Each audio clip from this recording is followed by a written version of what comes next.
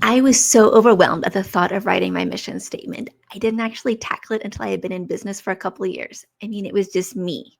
Like, I didn't really need it, did I? Uh, yeah, I did. I can absolutely see the negative impact that that had on things. I didn't have any kind of like tangible goal or a filter or anything to make my business decisions. And I was going in all kinds of directions. I was grabbing the new latest and greatest like app or software that came out. I was joining all these groups and paying for these subscriptions and all these coachings, and I didn't know where I was going. But once I learned the difference between a mission statement and a vision statement, and how my company values directed both of those things, I now knew who I was as a business, and why I was making those decisions, and I knew where my business was going. So, what's the difference between a mission statement and a vision statement? Simply put, a mission statement is who you are and why you exist as a company. It's the who and the why of your business. And a vision statement is where you see your company, your business going and growing in the next 3 to 5 years. It's your forecast. And then your company values, it's the filter that all those decisions go through to make all your decisions. And it helps determine your mission and vision statements. Having a clear set of values helps you understand and remember what you stand for. So you always want to start with your company values since they help determine your mission and vision statement. When you're creating your company values, generally 3 to 5 values each and no more than a few words is going to be best. You don't want to overcomplicate any of this. Um, it seems really intimidating, and thinking about a mission statement, and even as I go through all of this, it can seem really complicated and difficult and overwhelming. But the key is don't overcomplicate it. Like, keep it simple. It's not the end all of your business. You're going to come back and modify and change these things over the years. So these are not set in stone. These are not things that you have to keep forever. So you want to keep things concise. So when it comes to your company values, the first thing you want to consider is your why you started your business. And it needs to be something more than I want to make money. That's a given, right? But what's the passion behind what you do? You want to list out some of your own personal values. What characteristics are important to you as an individual? This can be honesty, this can be transparency, this can be fun, whatever it is, things that are valuable to you as a person. Don't even think about it from a business aspect. Just what are some things that are valuable to you? List out like 5 or 6 of those.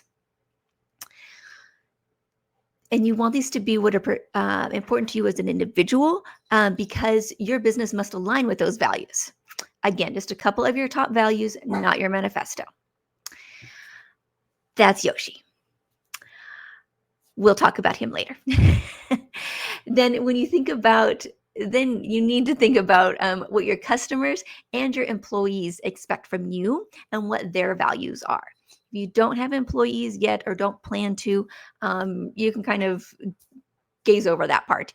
But if you plan on having them, what values do you want your employees to have when you bring them on? And what values are important to your customers? If you do have a team, find out what their values are. Talk to them because you want to make sure that you guys are on the same page. So hopefully you have some similar values. Then put these all into 3 to 5 short sentences or phrases. Make them actionable. So they need to be telling a story about who you are. So my 3 company values are to have the freedom and flexibility to have my own business and make it a priority. So my values that I listed at the very top was freedom and flexibility. Those are big things that are important to me. Other things that are important to me are honesty, integrity. So I want to provide honesty, integrity to my clients. And then I also want to communicate clear expectations with concise information. In the world I work in being in systems and working with people who don't understand a lot of what I do because they are creatives or they're more action oriented and don't like to get into the nitty gritty back end of their business. I need to make sure when I'm communicating with them that I'm communicating clearly, expectations on both sides, and with concise information. Again, don't overcomplicate it. So now that you have your company values, the mission statement. Again, this is a statement of who you are and why you exist as a company. This is not your lifetime manifesto, and it should end up as no more than like 2 sentences when you're done. So again, we start with the basics of explaining what your company does, but in layman's terms, not in industry jargon. List out some of your core values. Refer back to your company values. So you list some of those out. Okay. Now, keeping those core values in mind, write a sentence that explains how your company does what it does. How do you provide that service to your clients using your company values? Okay. How do you do that? How do you deliver to your clients? Then keeping, again, your core values in mind, write a sentence that explains why your company does what it does. Why do you provide this service? Again, concise, short, with values, and without industry jargon. So keep it in simple layman's terms. Now you should have 3 separate sentences here. You should have what you do, how you do it, and why you do it. The why is very important, just so you know. What is your why? Now try and combine those into concise ideas so that your mission statement is as straight and to the point as possible. My mission statement: support solopreneurs in the back end of their business by providing simple, easy to apply tools and systems so they can take back their time and make more money. So what do? I support solopreneurs in the back end of their business. How? I provide simple, easy to apply tools and systems. And why? So they can take back their time and make more money. That was just one little bit longer sentence.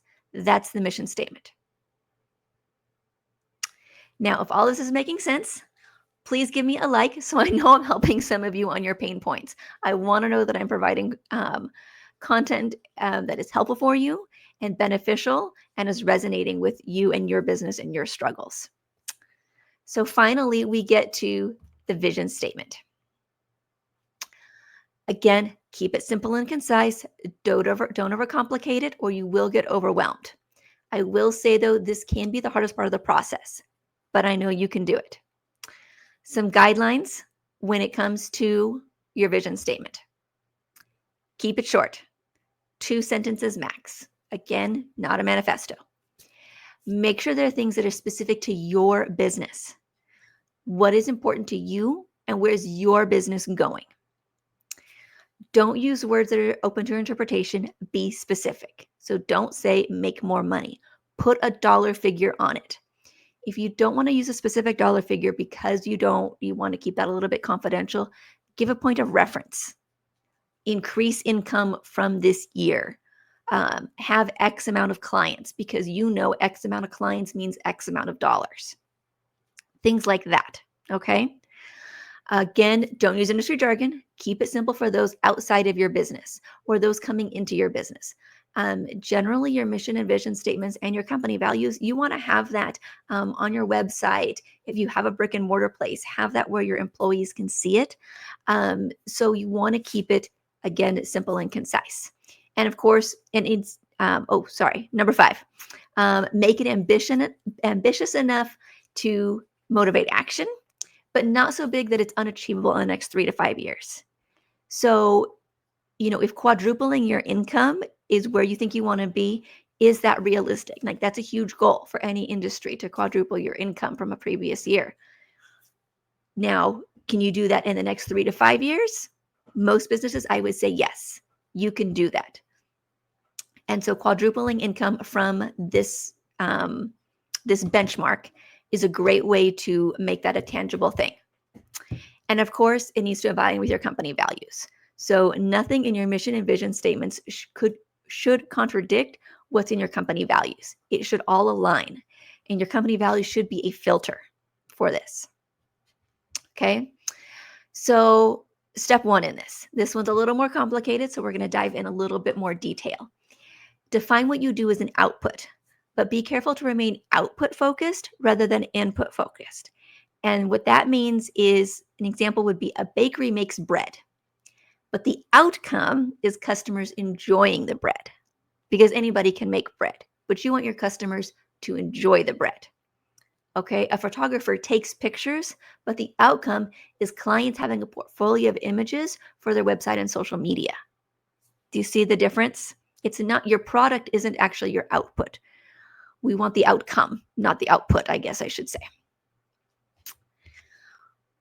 Next, define what unique twist you bring to that outcome. Very few services out there these days are truly new. So what makes you different? What makes it you? What is your voice that makes it different? Obviously, bread isn't a new product. It's been around for a while. But what makes your bread better than the guy next door? Is it your ingredients? Is it how you bake it? Is it the flavor? What is it that's different than every other bakery down the street? There's also dozens of photographers in your area. Why would someone choose you? What is about your branding photography, your boudoir photography that is different than the 50 other ones that are being recommended on social media and are advertising in your area? All right, now we get to some goals. This is a high-level quantification. You need to have a goal, something that you can say, I have reached that vision, or we have made progress towards that vision. So a bakery's audience shouldn't be, you don't want to say just anybody who walks in the door. That's not who their audience is, right? Because that's not, how do you know that you've reached that? But maybe every customer within a 3-block radius. You know everybody in the neighborhood is coming to your bakery. A photographer can't do every single headshot in the city. It's just not feasible. But maybe you're going to do branding for all commercial realtors in your city, and you become the go-to person for that. So make it a tangible thing. It can be a financial thing. So again, like we talked about, that you want to have a goal in mind. What is the goal that you want to achieve in the next 3 to 5 years? This isn't going to happen today, and this isn't something you're already doing. You don't want to, if you're already the branding photographer of your area, okay, well, what's next? What's your next vision? Where are you going after that?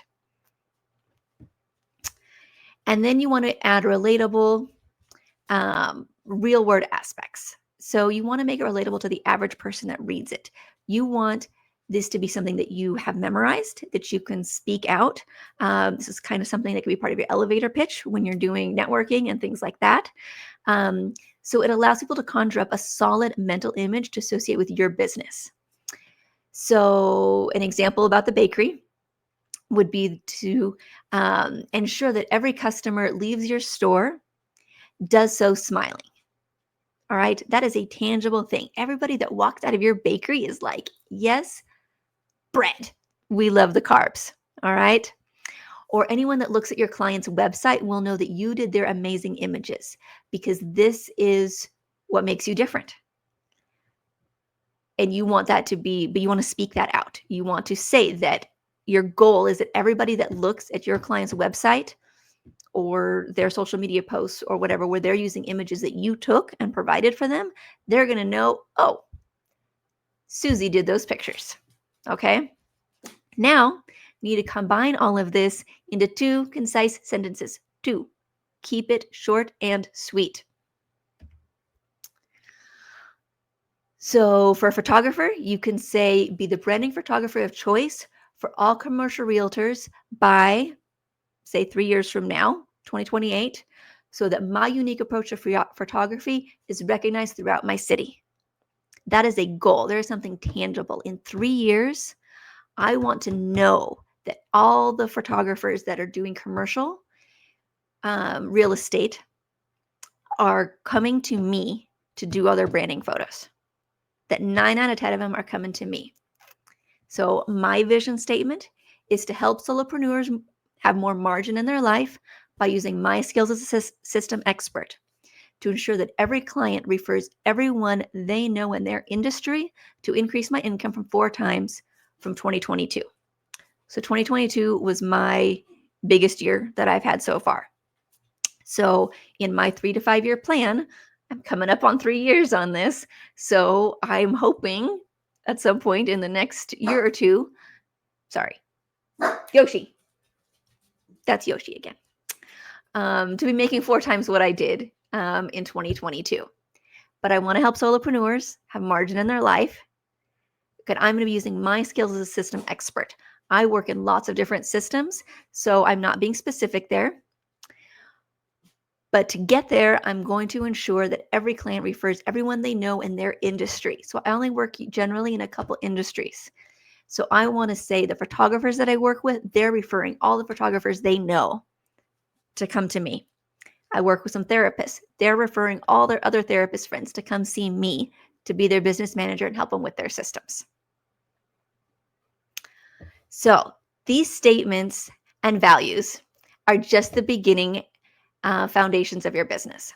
Most people don't put it all in place when you're first getting started, and I get it. It's just about jumping off and getting your product or your service out there. That's Yoshi.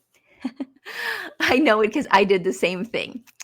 But if this was helpful for you, you can download my free fillable guide that walks you through all of these steps about creating your mission and vision statements and your values. The link's below, so just click on that. It's a fillable PDF. It'll walk you through all of this. You can reference back to this video, of course. And don't worry, like if you're years into your business, a lot of this is talking about foundational stuff. A lot of people are years into their business before they get some of these foundational things. They go back and kind of redo that. But you can go back and you get it all in place, and it's never too late. And I'm here to support you through it all. I've worked with companies that were in business for 15 years, and we went back and did all of this. Most people, they actually love the feeling of getting this stuff figured out because it feels like a fresh start. You get, some of the excitement back from when you first started out, especially if you've been in business for a while. It's kind of fun to be like, oh, this is why I do what I do. And it kind of like puts some fire back in there for you. Another foundation for your business outside of this are the tools that you use. And there's a lot of ones that are very industry specific, obviously, but a lot of what it takes to just run a business on the back end can be used by pretty much anybody. So make sure you subscribe to get notifications for my next video where we're going to talk about my 7 favorite business tools.